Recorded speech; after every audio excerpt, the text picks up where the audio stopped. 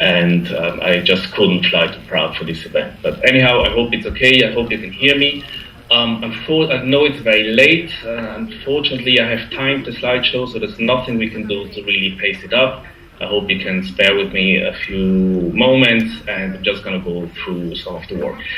I think Brian has introduced me. As I said, I'm calling from London right now. You can see on the left, I've been at the Bartlett here, Bartlett UCL in London, teaching for about 13 years now. And I'm present with student work at the Biennale with the Institute of Experimental Architecture, where I've been recently appointed to as Professor of Technology and Design alongside Patrick Schumacher. And so thanks again for inviting us. I guess if you Googled experimental architecture, we popped up. So that's very nice indeed. No, I'm kidding, of course. I know Innsbruck for a while. And I also run kind of a practice here from London where we try to mix experimental design, practice, research, theory, and teaching in one bundle to try to progress as architects. Okay. Kadri, just press one button, and then from now on the PowerPoint should be timed. Let's go for it. As well. So I think I know where I am. I came to Prague in 2003, where I created an exhibition on behalf of the Bartlett in the Fragna Gallery. And I remember that as the final event, we managed to get Peter Cook to the cinema to hold a lecture. So I think where I am. Anyhow, I would like to contextualize the work that you can see there at the exhibition. I'm going to mix a little bit of the output from the students and myself and from Innsbruck and from the Bartlett.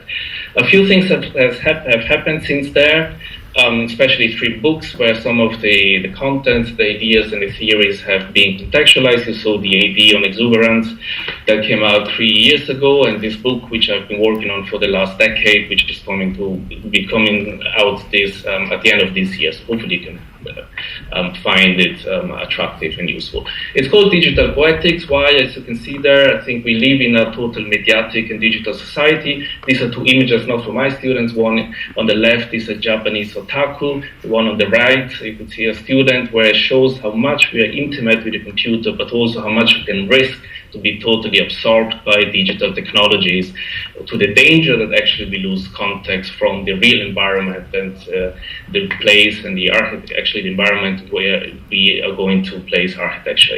This interest in digitality started a long time ago, and to challenge a bit the question and the figure of the architect. So this is the first thing I did when I came to London 14 years ago at the master. I was already drawing with computer, but I was very unhappy with the qualities that AutoCAD early stages and those software programs at the beginning gave me. So interested in pushing the boundaries of architectural decodification and to use digital techniques like this was drawn in AutoCAD 2D, but to show properties and representation as much as you can do by hand. So by not really hacking, but by using mistakes in the representation of the line, I thought that actually the digital would provide a really good tool to draw not only architecture, but also properties of it. So the book, the last book, Digital Poetics, is a theory book. As you can see, theories are commonly understood as a way of looking at things, but is that really enough? Don't we need to actually experiment with what we see to provide a theoretical background to the practice and the work we do? So this is the first drawing that I did for my research. They're purely digital drawings in a sense that they can only be visualized on the computer screen, and they provide this an aspect of originality of digitality, not in terms that it's good, but in terms that it's totally digital. So I see that the slideshow is faster than I thought. Anyhow, some of these properties of blurriness, of softness, of translucency, and lucency of materiality that were discovered in this design research theories or experiments at the beginning, then were quite useful as poetic images and as strategic drawings and representation of what an architecture could be. At the same time, I was really interested in researching the line. The line, as you know, is obviously the main code and the main tool architects use to describe space.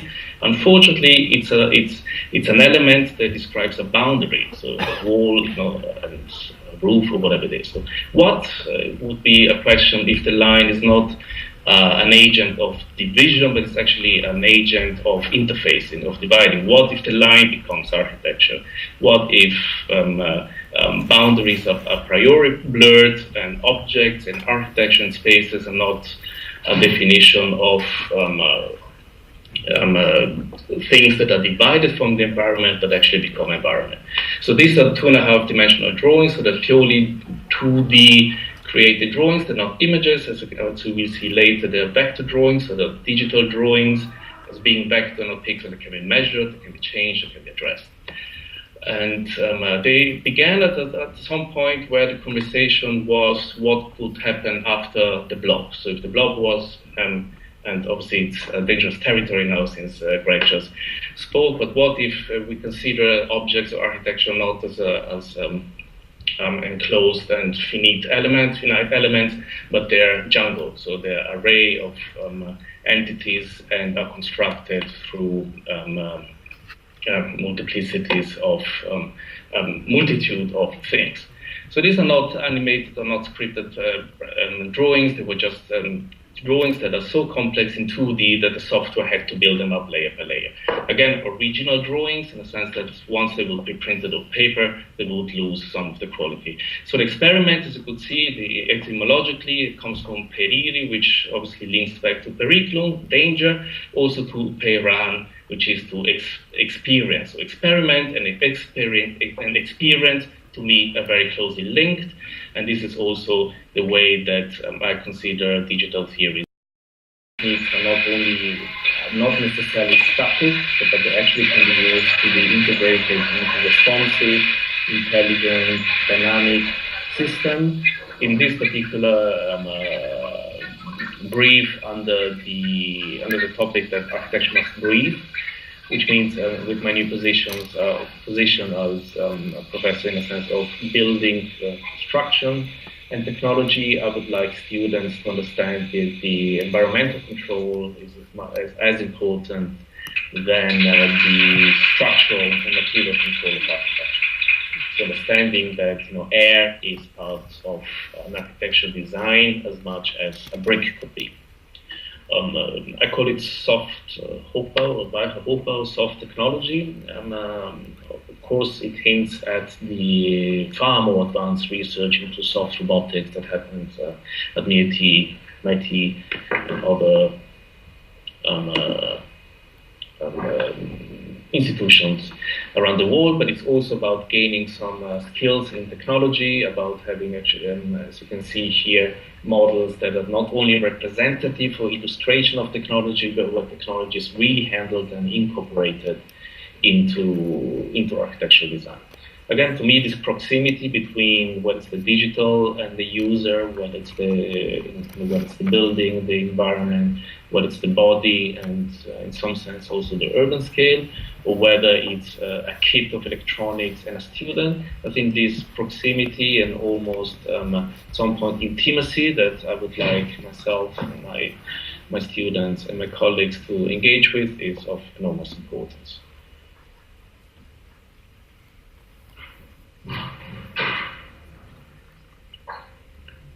Oh, sorry, my PowerPoint just crashed, so I'm not okay. I'm back on.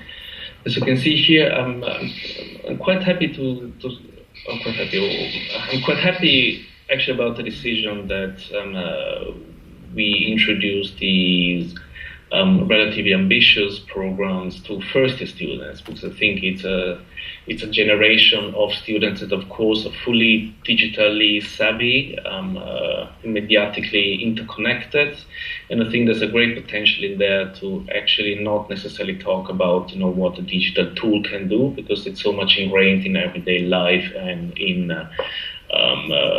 all mundane activities that define our daily life, but it's actually how they can go beyond and help articulate a post-digital paradigm.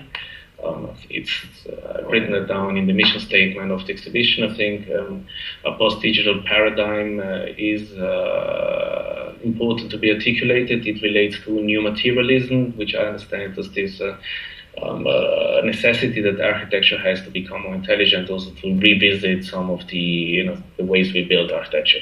Innsbruck also is the cradle of the passive house guidelines, and I personally feel it's quite not intelligent to stuck 50 centimeter of insulation into cavity walls.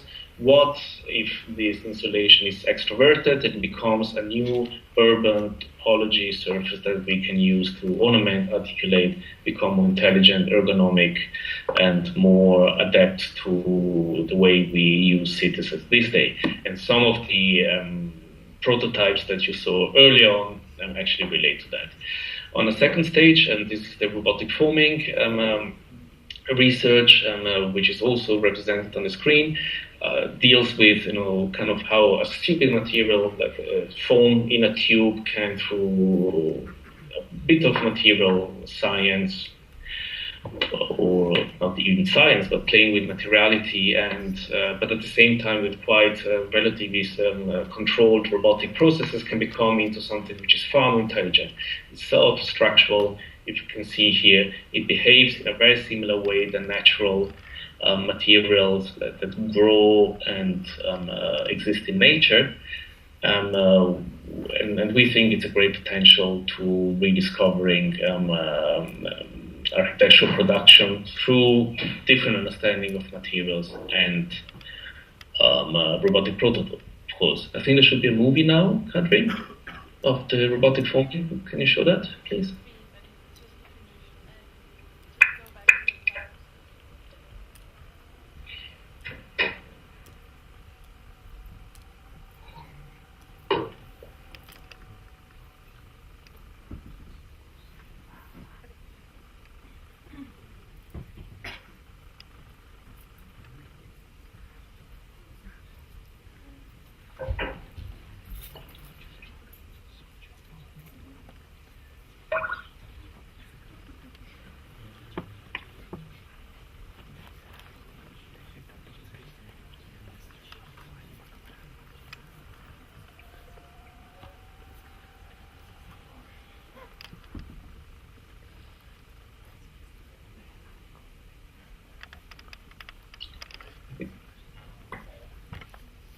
Okay, apologies, I've mumbled a lot, I guess, but the pace of the slides was a little bit, kind of more than I thought. No, don't put me on screen.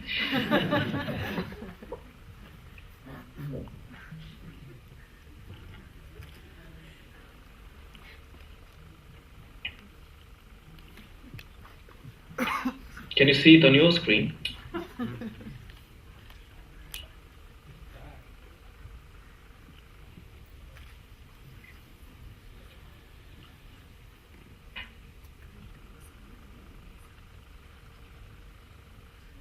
I think you have to switch off your screen, Kadri. In the graphic card, I only managed to get one going.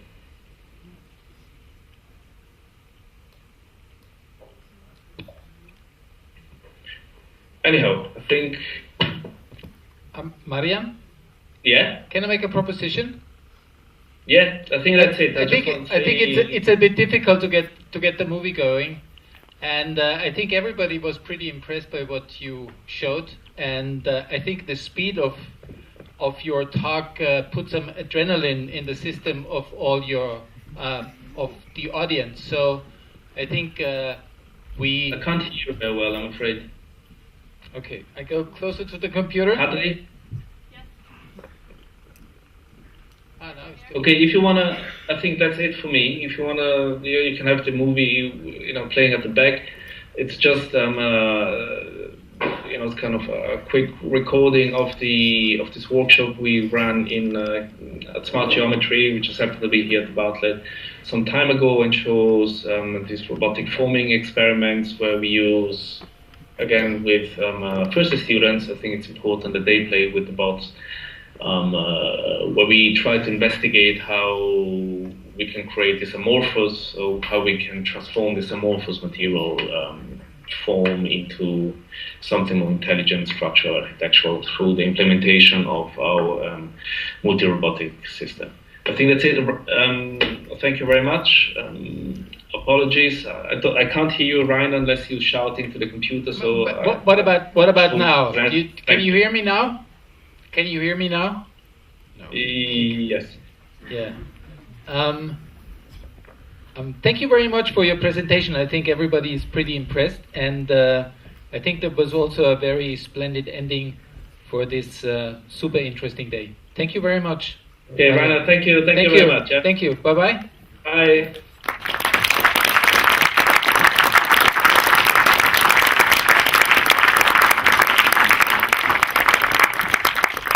Okay, now it's over, and we all go drink and eat. Thank you very much.